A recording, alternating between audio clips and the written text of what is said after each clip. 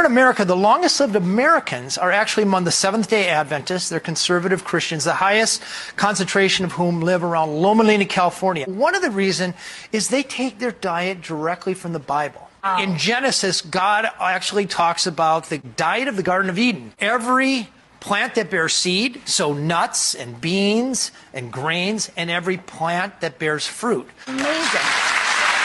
One of the things I admire most about Seventh-day Adventists is your commitment to preach, teach, and heal, and your network of schools and healthcare facilities put into action those beliefs. For that is the calling to all of us, not just to believe, but to act.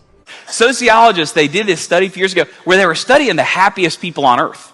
And one of the groups of people they found were happiest is a little Christian sect called the Seventh-day Adventists. And you can tell in their name, they're like really religious about keeping the Sabbath. Now, not only were they some of the happiest people on earth, they on average live 11 years longer than the average American. May I just confess, all these years I thought the Sabbath was Sunday. Yeah. I've been going to church. We say worship on the Sabbath, worship on the Sabbath in the Baptist church. And you corrected me. You said, no, Sunday is the first day of the week. Yeah. Sabbath is Friday sundown to Saturday sundown. That's right. I stand corrected. People are not saved based off their denomination. They're saved based off their belief and faith in Jesus Christ and their obedience to the truths that He's convicted their hearts of.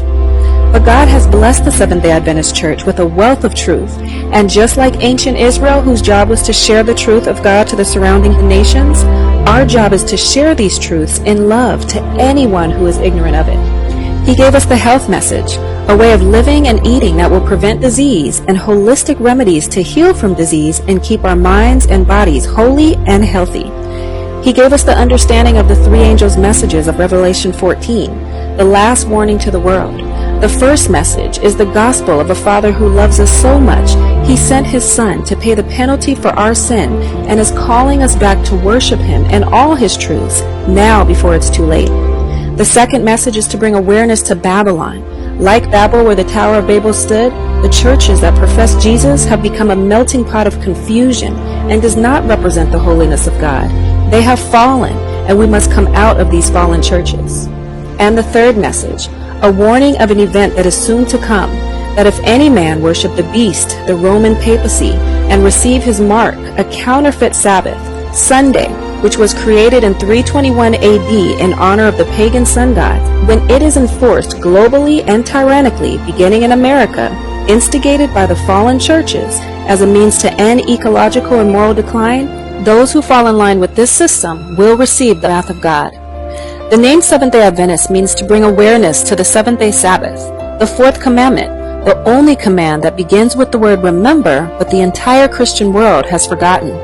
God gave us the Sabbath as a blessing to remember the God that created the world in 6 days, and He commanded that it is the only day that we should keep holy.